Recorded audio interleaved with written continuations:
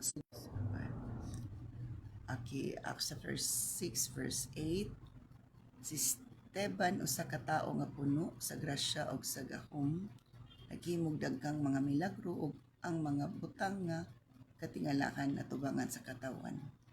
Apan may mga tao nga misupak ug nagiglantugi kaniya ug ang uban kanila mga Hudiyo nga taga Cyrene ug Alexandria nga sakop sa sinagoga nga ginganlag mga taong gawas nun ug ang uban taga Cilicia ug Asia. So kini nga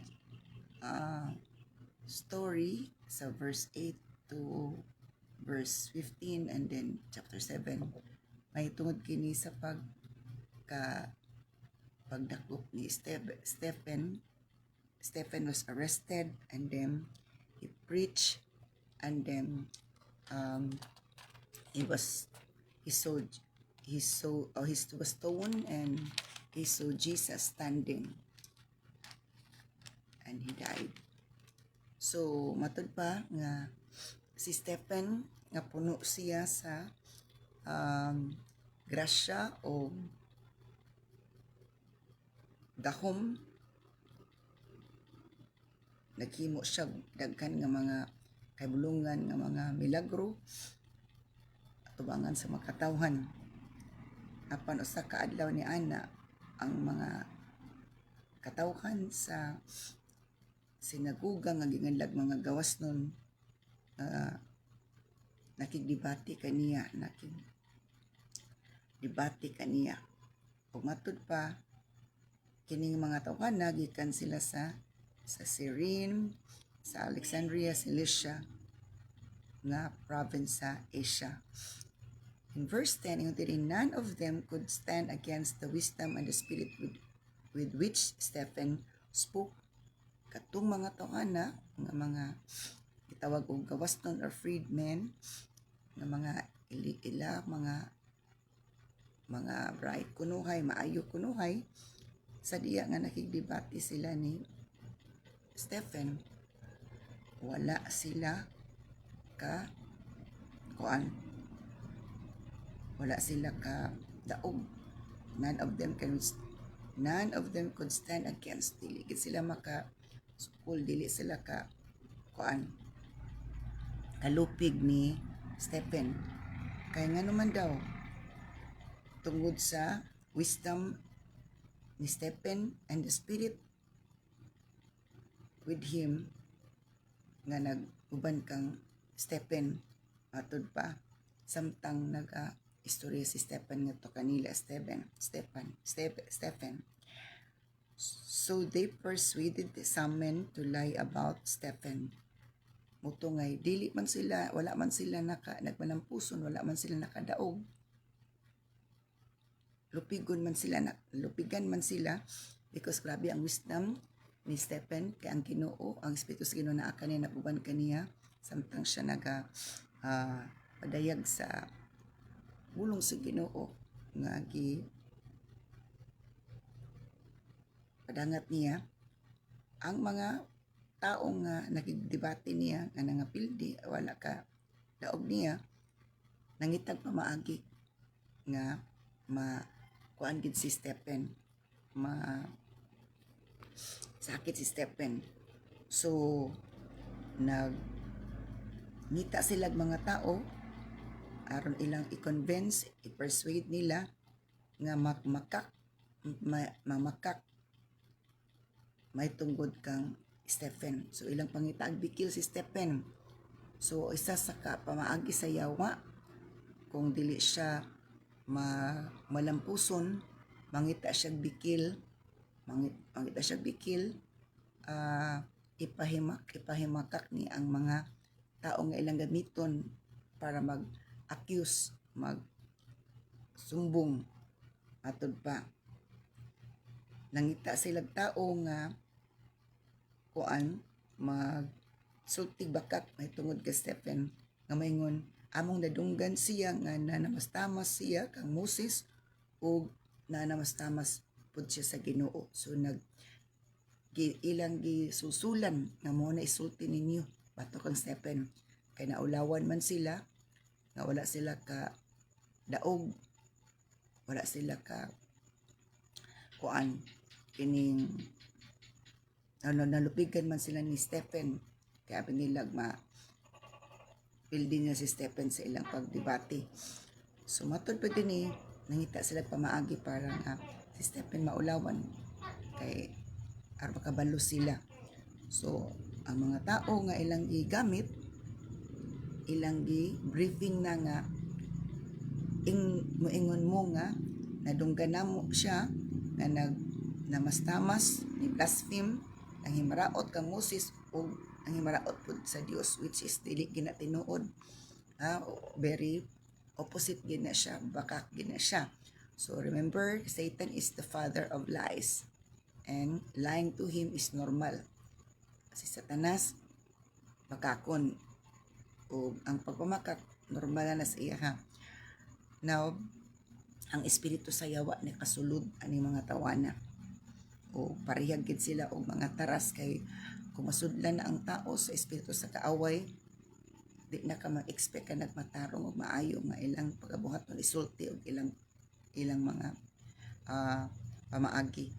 Ug matod pa dinhi tungod ato nga bakak nga istorya nakapa hagit ka na sa mga tao. This roused the people, the elders, and the teachers of religious law. So they arrested Stephen and brought him before the council. So tungod sa ilang pagbinakak, gigamit nila ang tao para mamakak. So ingan na isa nga mga strategy ni Satanas is mogamit siya og tao nga diin bright kunuhay, maayong utok, pero wala kanilang espiritu sa Ginoo. Isud ka ay ng maaytag utok, pero ang espiritu sa Ginoo wala ka na to. Kay wa ginada, maghimo lang taog daotan, maghimo tag kasamok. Sumatod pa din na tungod sa ilang mga gibuhat nga daotan, ilang isyuhag bakak si Stephen, nagamit sila mga tao para maghatag og accusation ni Stephen nga we have heard him blaspheme Moses and even God. Ang ilang gibriefing na mga tao nga ilang gigamit sa kuan. So atong nakita nga ang kaaway ni gamit sa mga tao nga ilado kataga Cyrene, Alexandria, Cilicia dito sa province sa Asia. Wa man sila nagpadaugon, napildi man sila sa ilang pakigdebate ni kuan kay sila may naguna nakigdebate ni Stephen na ulawan man sila ni gamit silang tao para nga mamakak o ila yung pagkaulan si Stephen, ila yung biklon. So pag-ingon sa mga taong ilang gigamit, gibriefing na nila nga nadunggan daw nila nga si Stephen nag-imaraot, blaspheme against Moses and even God. Ang mga tao, matod pa sa verse 12, tungod niini naggubot ang mga tao ug ang mga kadaguan sa templo ug ang mga magtutulo sa balaod unya gidakop si Stephen og gidala ngadto sa labang hukmanan. Sumuna ang ilang style, maghimog daotan, magsultig baka o magdakop to arrest. Muna ang strategy ni Satanas. And ingana gyapon ang gibuhat karon sa atong sitwasyon. Ang gidakop nila ang tarong. Ang mga daotan mooy nagpadakop. Nangitag pamaagi magdakop. So noted na ilado na nga ingana ang isa sa mga strategy ni Satanas, ang kaaway na to, kaaway pud sa Ginoo nga mangita og bikil para lang nga magpalampuson sila, dili sila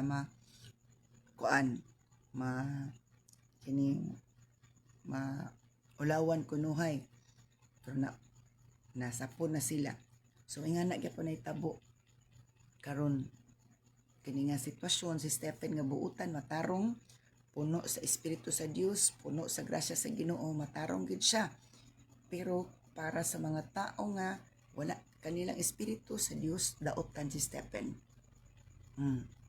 Daotan si Stephen kay dili magkasinabot ang ilang espiritu. Ang espiritu sa Dios dili maka bear witness espiritu sa kaaway. Ang espiritu sa kaaway dili pod siya maka bear witness sa espiritu sa kanang Ginoo. So dili magkapareha, dili magkatakdo, dili magkasinabot. Og naggubot matud pa og mao din tong gipadakop si Stephen. Gipadakop si Stephen og gidala sa High Council sa Labang Hukmanan. Okay. So mo na nitabo karon si Marcolita naglaban siya sa matarong, siya gipadakop na ana nasuwat yapon sa Biblia. Dili lang si Stephen, pati si Pedro, si Pablo, ingana na itabo na kuan. Pero as long ang Ginoo mag-uban sa mga tao, dili gid magwalang puso ng kaaway. So tan-aw na to in verse 13. Unya ilang gipaatubang ang pipila ka mga tao aron pagsaksi og bakak batok kaniya. Maingon sila, kining tawhana kanunay nagpasipala sa atong balaang templo og sa balaod ni Moses. So ang ilang pagsaksi, ang ilang pagwitness nga kanunay daw si Stephen nagsulti og bakak, nagsulti pa na mas tapas batok sa templo o batok sa balaod ni Moses, which is dili jud na sakto. Bakak, grabe nga bakak. So ila jung tuison mangita gid sila bikil kay sila mga daotan man sila. So mao na nga ang mga matarong ila jung kontra kay ang yawa kontra man gid nila ang matarong mga iya sa Ginoo. Okay, so mangita sila pamaagi, gamiton nila ang naasa gagamhanan, gamitan nila ang ilang powers. Tan-aw na to unsay kuan itabo. Okay, so nagpadayag na ang espiritus bakakon ni barog pud sa kuan kining atubangan ang mga gigamit sa kaaway nga mamakak sila para lang gid kuan si Stephen mapriso, madakpan, maulit ang mga tao nila. So maulit ang mga tao nila. So ang mga tao pud nga niya atong sabton nga story, ang kaaway, ang espiritu sa kaaway ni sulod adtong mga tao nga ilado nga nakigdebate ni Stephen. Unya wala man sila na nagmalampuson, napildi man sila o naulawan man sila, kay grabe ko ang wisdom ni Stephen samtang nagasulti sa pulong sa Ginoo og napildi sila. So nangita sila pamaagi nga ngan og tao nga mo mamakak og ilan nang gibriefing unsa ilang isulti. We have heard him speaking or blaspheme against Moses and against God. Nana sila i-briefing nga istorya. Briefingon na nila. So nga na, gina-briefing na nila ilang taong gamiton. Nga na karon. Ano na itabo sa ato i-briefing na nila ang mga taong gamiton para magbalampuson sila sa ilang daotan nga plano. Nga na ilang strategy. O matod pa, nagsulti na kid sila sa ilang bakak. This, idungagan pa nila in verse 13. The lying witness said, ang mga bakakon nga mga saksi, this man is always speaking against the holy temple. Kinitawa na permigid siya nag-istorya og bakak or nakigbatok sa balang templo o batok sa balaod ni Moses. We have heard him say that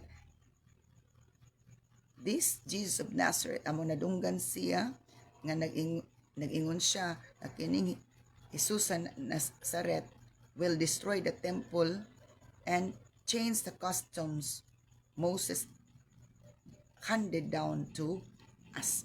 So na minaw sila, and then ilang kuandang ilang pulong ilarang himuon nga pakig batok. And verse 15, at this point, everyone in the high council stared at Stephen. Sumuto nga samtang nagsultig bakak tong mga bakakon nga mga saksi nga gigbayaran o gigamit sa mga tao nga kuan inila nakiglantog ni Stephen. Ang matag usa nagtan-aw kang Stephen kay nganong nitan-aw man sila kang Stephen samtang nga gi kuan siya accuse siya isyuhag bakak.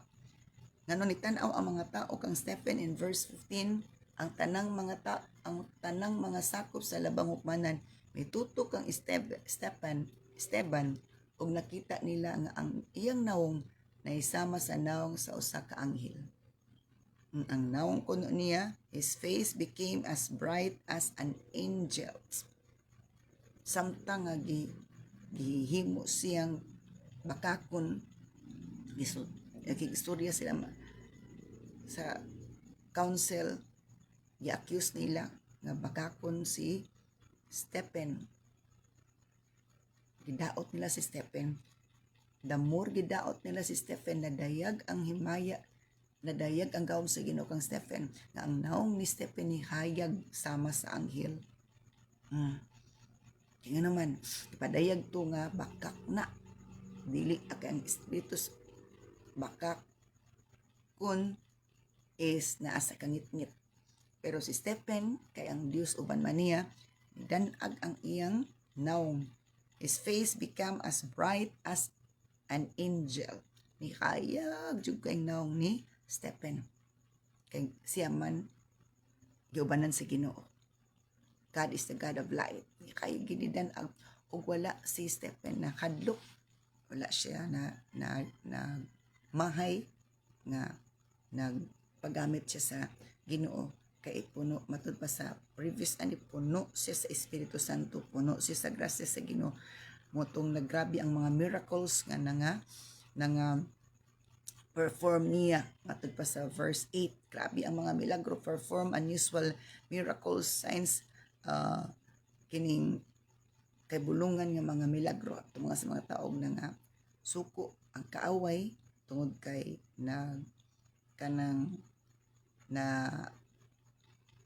jealous sila, lupigan sila kay wala sila kahimo anak, kay ang Ginoo wala nag-uban kanila. Do mga leader sila sa church, sa ilang grupo, sa ilang religious group, but they don't have the Spirit of the Lord, the power of the Lord to do what Stephen did. Atod pa, sumuoto nga kay napriso man lagi, napriso na si Stephen dito sa prisuhan. Mo na itabo sa chapter 7 na din ta. Chapter 6 man to ganina sa 8 to 15. Sa chapter 7, ito na, atubang na sa kaso na. Nag-hearing na. Ang Pangulong Pari nangutana kang Stephen, tinuod ba kini? Kaya accusation ba yun to? Sa tinuod ba yun ang Pangulong Pari, padsyon, kasagara, Pangulong Pari ang kanito mo husay. Og mo din to si Stephen, ni sugod na din siya og wali pag siya na nakig istorya. Wala siya abogado, pero ang Ginoo nangabugar niya. Og si Stephen mitubag, mga igsuon og mga ginikanan, pamati kamo kanako, ang Dios nga alangdon o gamkanan nagpakita sa akong amakan nga si Abraham samtang nagpuyo siya didto sa Mesopotamia sa wala pa siya nagpuyo sa Haran. Ang Dios mingon kaniya, biyay ang imong panimalay og nasod og lakaw ngadto sa yuta nga akong ipakita nimo. Busa mibiya siya sa yuta sa Kaldiya og mibalhin magpuyo sa Haran. sa pagkamatay sa amahan ni Abraham, gipabalhin siya sa Dios nga tanhi ni ining nasura nga inyong gipuy-an karon. Ang Dios wala naghatag kang Abraham og usa ka bahin niini aron maiya bisan na lamang og igong katumban sa iyang mga tiil.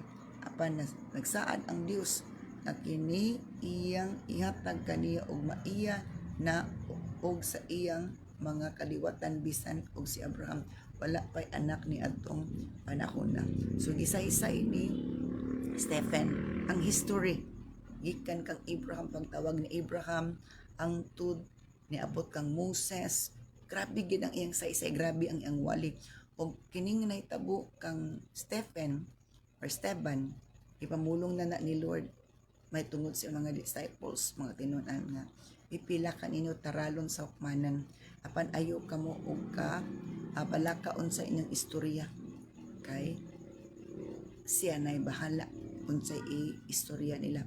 So mo ni na ay mga tao, na ay mga accusers, na ay mga klase nga tao dito daghan og muutoy chance nga nagwali si Stephen.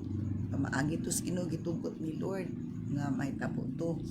Iya lang nahimong instrumento si Stephen kay mawalihan ning mga tawhanag, makadungog sila sa pulong sa Ginoo, the history. Pertidyong taasa ka nga istorya, daliman ka chapter 7,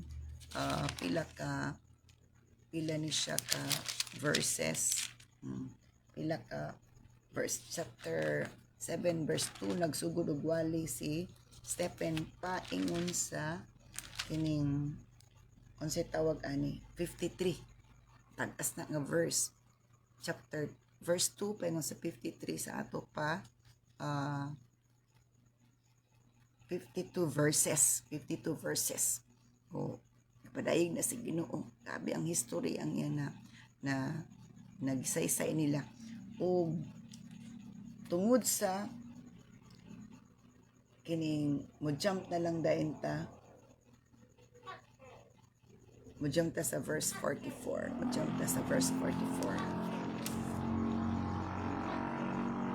dito sa kamingawan ang atong mga katigulangan adunay usa ka tulda diin ang katawan na kitagbo sa Dios. Gibuhat kini og gibuhat kini ni Moses sumala sa sumbanan nga gipakita kani sa Dios.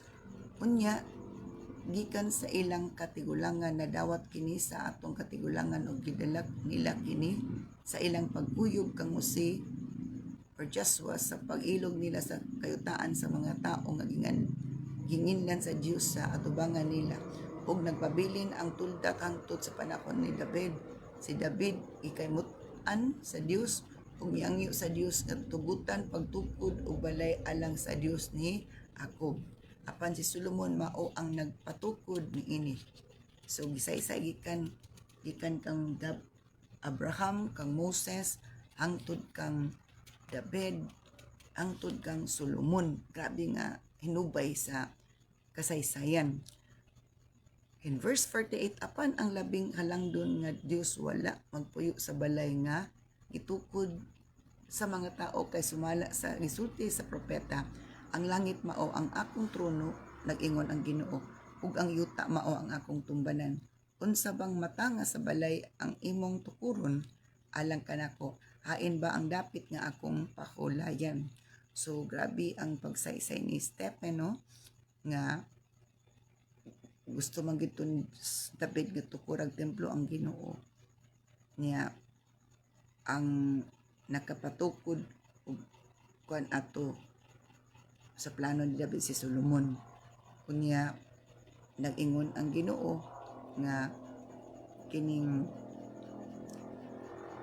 ang Dios wala magpuyo sa balay sa mga itukod sa mga tao kay sumala sa gisulti sa propeta, ang langit mao ang akong trono.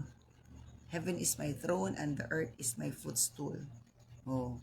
So inga na siya kagadako, inga na siya kagamhanan. O unsa bang batanga sa balay ang imong tukuron alang kanako, hain ba ang dapit sa akong kapablayan? Dili ba ako man ang nagbuhat na ining tanan? So mo nagingon ni Lord, pagka gahi ninyo ulo kana. So dito na uman sa history nangasaba na siya. Verse 51, pagkagahi ninyo ulo, pagkatiga sa inyong kasing-kasing, nganong dili man kamo mamati sa mensahe sa Dios, sama ra ba kamo sa inyong mga katigulangan, gisupak ninyo kanunang Espiritu Santo mo na karon. History dayon nang tud nga gisaysay niya, nangasaba na siya nga pagkagahi ninyo og ulo, matud pa, you stubborn people, pagkagahi sa inyong ulo, you are heartless. O matud pa, heart and deaf at heart, you are hidden at heart and deaf to the truth. So kasab-an na ni nangasaba na siya. Balik ko na ko sa verse 51, pagagain yung ulo, pagkatiga sa inyong kasing-kasing, nganong dili man kamo mamati sa mensahe sa Dios, sama ra bagayod kamo sa inyong mga katigulangan, isupak ninyo kanunay Espiritu Santo kana. Dito sakit dito siya. Ang history okay ra to. Pag-abot sa 51, nangasaba na siya, kay nasaba na si Lord, kay masilupakon sila, dili sila mamati sa pulong sa Ginoo, magngita sila bikil. May propeta ba nga wala lutusa sa inyong mga katigulangan? So kasagara kuno propeta, gilutos gid kuno sa ilang mga katigulangan, kay nga na sila kadautan, nga na sila nagamit sa kaaway. Namati sila, pero dili aron nga mapakaon ilang kalag espiritu. Amati sila kay mangita lang silang bikil. So ingana, dakan mamati sa pulong sa Ginoo, pero dili maayo ang iyong tinguha motibo. Mangita lang sila bikil, mangita lang sila og pamaagi nga makasulti og dili maayo, mabiklin lang nila. Ay balik ko na ko verse 52. May propeta ba nga wala lutusa sa inyong mga katigulangan? Sa ato pa halos gid ilang ginalutos, ilang ginasupak, ilang ginalantugi. Kawala man sila na kuan, ang ilang una nabutaan man, so na ngit-ngit, dili gid sila kasabot. Gipatay nila ang mga sinugo sa Dios nga kaniadto nagpahibalo sa pag-ani sa iyang matarong nga sulugoon. So kaya po siya gipatay nila ang mga sulugoon sa Ginoo, mga servants sa Ginoo na nagpadangat sa pulong sa Ginoo. Kamo ang nakadawat sa kasuguan sa Dios nga giyatag pinaagi sa mga anghel, apan wala ninyo kini tumana. Kana sakit gito. Verse 51 paingon sa 53, sakit gid kaayong wali ni Stephen. So unsa nay tabo, tungod kay nasakitan sila. Nasakitan sila sa mensahe. Kay dapat man to sa ilang mensahe, kay tinuod man pud to nga mensahe. Gikan man to si Ginoo. Sumuon ang hinungdan. Verse 54, human mabati sa mga sakop sa labong ukmanan si Stephen, nangasuko sila pag-ayo ug nagpangagot sa ilang kapungot kaniya. Perti ginilang sukua, nangagot sila sa ilang kapungot, ug kanang ang ilang kumo ilang naging kuanog ayo, ilang gikumot gid ayo. Atud pa, apan si Esteban nga puno sa Espiritu Santo, mihangad sa langit ug nakita niya ang himaya sa Dios ug si Jesus nga nagtindog sa tuo sa Dios kana. Si Stephen gipadayag nga inubanan si Ginoo, puno siya sa Espiritu Santo, matud pa sa pulong sa Ginoo. But Stephen full of the Holy Spirit, puno siya sa Espiritu Santo, batod pa nakita niya ang langit o ang himaya sa Dios, og si Jesus matud pa standing in the place of honor at God's right hand. Adtong panahon na nga gikalagutan na gid siya ayo sa mga tao, pati naging laguta sa ato pa. Grabe na gid ang kaaway na kasulod sa mga tao. Pati nang laguta. Pero sa side ni Stephen, si Stephen mismo, nakakita siya og panan-awon nga ang langit matud pa, nakita niya ang langit o ang himaya sa Dios, o si Jesus mismo nakita niya nga nagbarug diya sa dapit nga dulongganon sa tuong kamot sa Dios. What does it mean? Mura bag ingani ayog kabalaka. Ayog kabalaka. Abri na ang langit, gi-welcome na siya sa Dios. Kung naa si Jesus matud pa, tindog Jesus standing in the place of honor at God's right hand. Kay gina-welcome na siya. And he told them, "Look, I see the heavens open and the Son of Man standing in the place of honor at God's right hand." So nagpadayag siya. Nga, nakita na ko ang langit, ang kalangitan na abri o ang anak sa tao nagatindog diya sa dapit nga dulunggon atod pa at God's right hand. Then they put their hands over their ears, began shouting. Og ang mga tao kay wa man gyud sila na kasabot kay naulipon naman si Espiritu sa yawa. Wala sila gyud nakabaton o kasing-kasing nga humok, pati naging tigahan nila. Na makadungog sila sa pulong sa Ginoo, pero wala nakabag-o nila. Kundili nangasuko noon sila. So dili ta na namati sa pulong sa Ginoo is gikaymutan si Ginoo. Kay namati lang sila, pero pagkahuman is mga suko sila. So na mga ingana and kabalo na taog kinsay nagpaluyuan ang espiritu anang mamati apan dili mo dawat yung mga suko pag yun. Sumuna si Stephen puno gani sa Espiritu Santo, pero ang mga tao pud nga ingi pangwalihan puno man pud sa espiritu nga dautan. So dili gid kasulod ang gahom sa Ginoo. So unsa nahitabo? Si Stephen nagikalagutan sa mga tao, gamit sa yawa o mga demonyo, wala sila na nga bag-o, wala nakatandog kanila ang pulong sa Ginoo kundi ilang gikasuko, ilang gikasakit. Og si Stephen nga mo'y nagwali nila, matud pa, mo ilang gikalagutan pag-ayo, gikalagutan kilag pag-ayo, nakulang na lang gid nila kining sumbagon si Stephen. O matud pa sa verse 55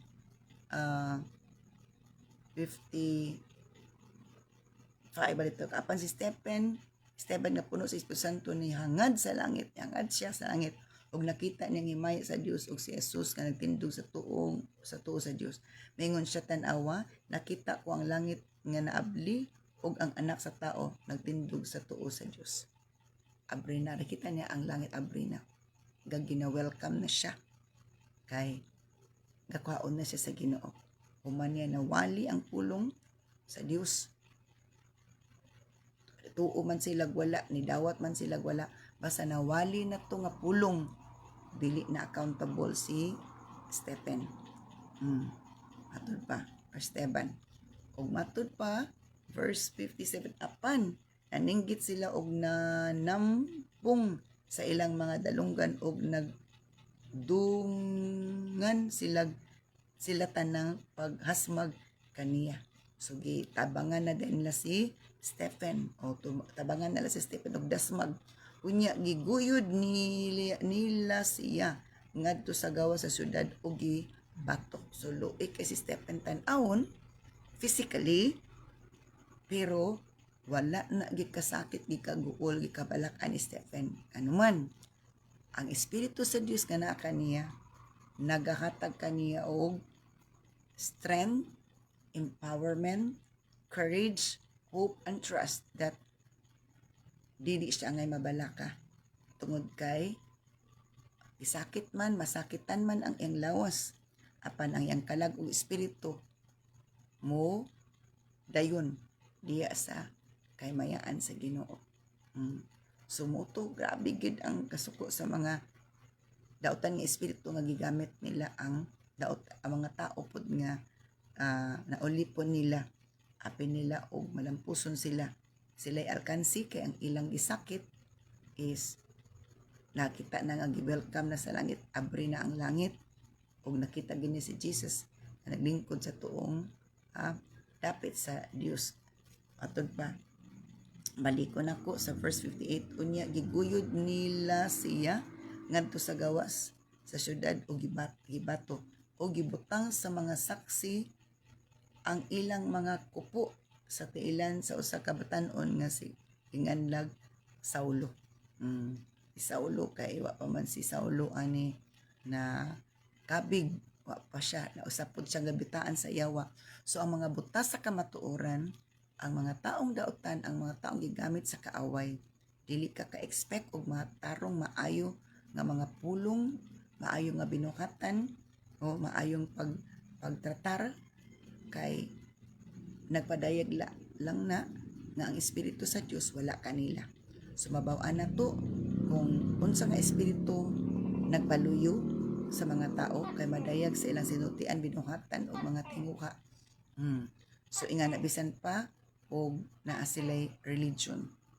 Ingani gyapon, di ba, ang mga sinugdanan ani mga inila nga mga katawan sa sinaguga, mga freedmen sa sinaguga, mga ila sila. Ug sa karon pa karon mga debater sila. Ug samtang gibatos nila si Esteban, nagampo si Stephen. Unsay ampo ni Stephen? Ginoong Hesus, dawata ang akong espiritu. So as they stone him, samtang gibato si Stephen sa mga tao nga gigamit sa yawa, Stephen prayed, nagampo si Stephen. Unsay prayer ni Stephen? Lord Jesus, receive my spirit. Sa Ginoong Hesus, dawata ang akong espiritu. He fell to his knees, shouting, Lord, don't charge them with this sin. And with that, he died. Grabe gid si Stephen, no? Ang puno si Espiritu Santo. Himo siyang dautan.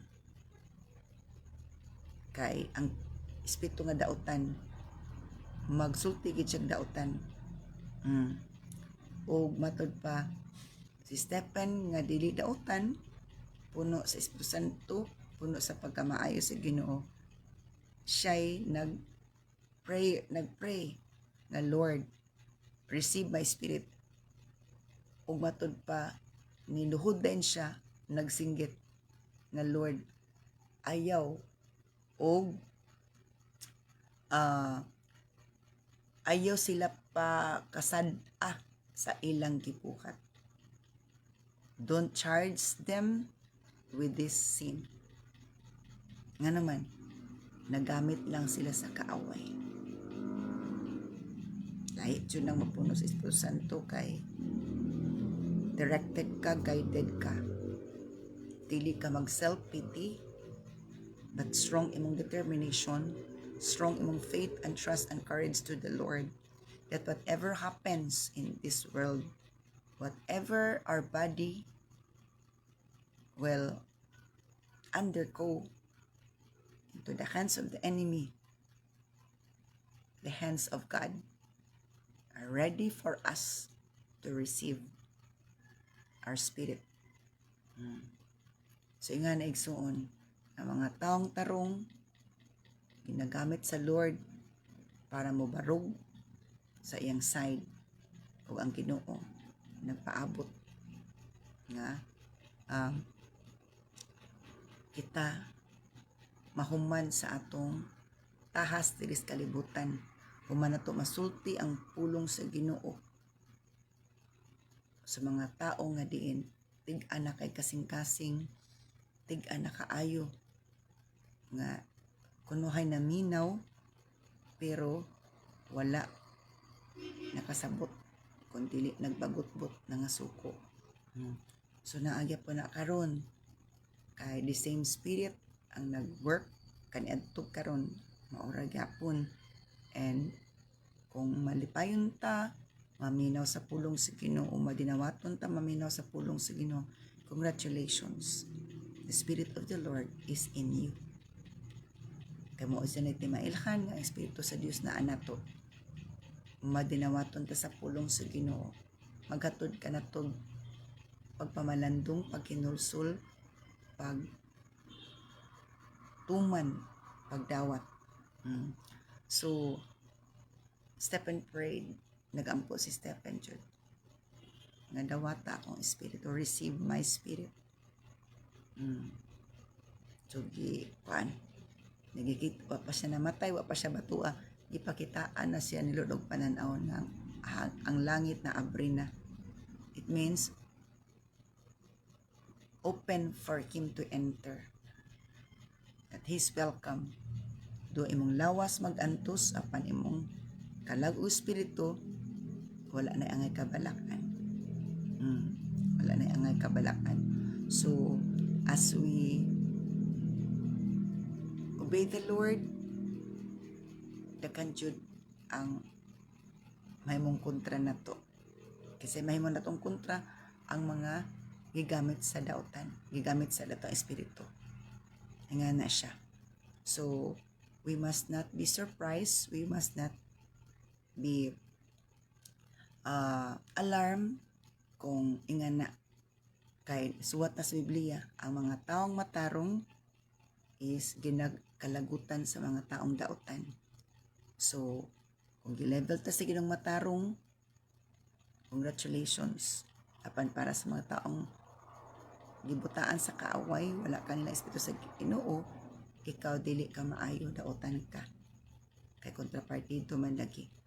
But don't worry, as long as ang Dios mo ay naguban nato, nisayad ang Ginoo nato, idapig ang Ginoo nato, ayog kabalaka ang kadaugan atoa, because He is our card, siya atong braha, He is the alas. And then at last mo na to, at last sa katapusang yugto sa kinabuhi ni Stephen is namatay man siya pero madaugon ang kalag espiritu. Pildi gyapon ang kaaway nga naman abi nila og nagmanampuson sila nga namatay si Stephen. Nauman na wala sila kabalo kadaugan to ni Stephen ang ilang gibuhat. Nasakit si Stephen physically, apan spiritually, yung kalag espiritu, joyfully nga gisugat sa mga angel sa Ginoo. Ug ang Ginoo mismo nag-welcome, wa pa siya namatay, wa pa siya gibato. Giabrihan na ni Lord ang langit. Nakita na ni Stephen si Jesus matud pa naglingkod nagtindog sa tuong bahin, tuong dapit sa Dios. So ingana nga the more we sacrifice for the Lord, the more we speak boldly about the truth, the more God is with us, but the people will hate, maglagot katong naa sa pikas nga side. To kada dyan na sa side sa kinog, side sa yawa. Ang side sa kaaway, side sa yawa. Masukot gina sila. Dili sila modawat sa truth. Matod pa, makadungog sila, pero dili sila kasabot. So, if we have the heart nga madinawaton siyang pulong, because the Spirit of the Lord is convicting us, touching us to accept the reality, accept the truth. As we accept the reality and accept the truth, we are accepted by the Lord also. Gidawat ta si Ginoo nga iyang anak, iyang katawhan, iyang mga alagad. So, Makita na to ang kalainan sa mga tao nga naaning kalibutan na. Kinsa nga espiritu ang nagpaluyo sa ilang mga kinabuhi. Unsa espiritu naa sa ilaha. Ang espiritu nga iya sa Ginoo naa kanato dili ta maghimo istorya nga dautan, maghimo ta og bakak nga istorya. So unsa nahitabo sa atong nasod karon, nga na gyapon ani karon, dili lang kang Stephen but daghan pa nga Bible character kang Pedro, kang Pablo, o nga i-accuse sila, ipadakop sila bisag wala sila'y sala. Naay gipang dakop sa atong gobyerno bisag dili sila sad-an apan mao din strategy sa kaaway aron nga matagbaw sila. But God is with those who are standing the truth, who are crying for justice and righteousness.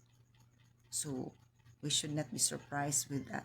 Dili ta mahibulong ana, because it's written already that the strategy of the enemy is maghimog bakak na istorya, magpadakop sa mga taong tarong, mga tao nga ni barog sa pulong nga diin matarong. So ingana ang nahitabo kang Stephen, o ingana nahitabo sa atong nasod karon.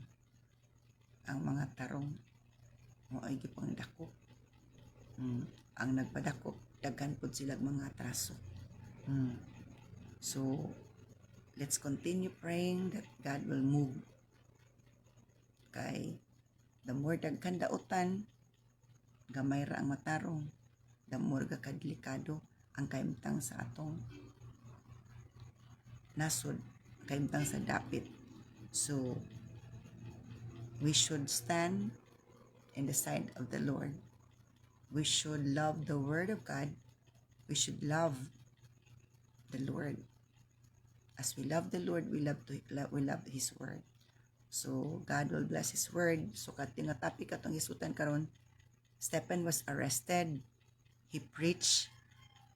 He saw the heavens open and saw Jesus standing on the right side of God, and he was stoned,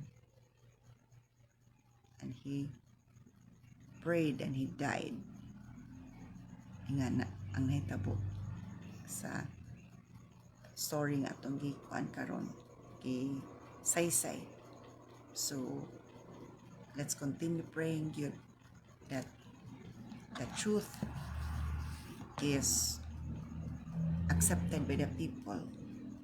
Kan kamaturan sakit gid siya, pero makahatag og kagawasan. Let us pray. Father God, thank you so much yung pulong. Seal and bless your words.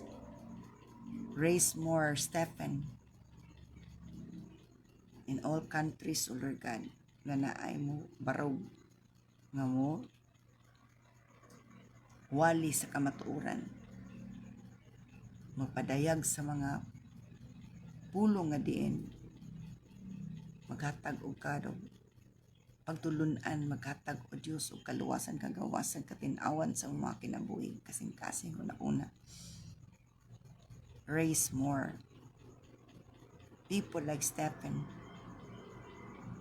nga strong ang dedication, strong ang pagsalig da kanimo, strong ang commitment, strong, Lord God, ang iyang pagsalig da kanimo. I-bless and protect ang matag usa. Hallelujah. Nga ang imong grasya ug mamudagaya, Lord.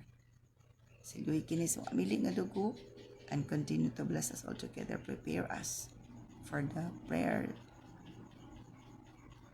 items that we need to pray. And above all, prepare us to worship you today, this day of worship.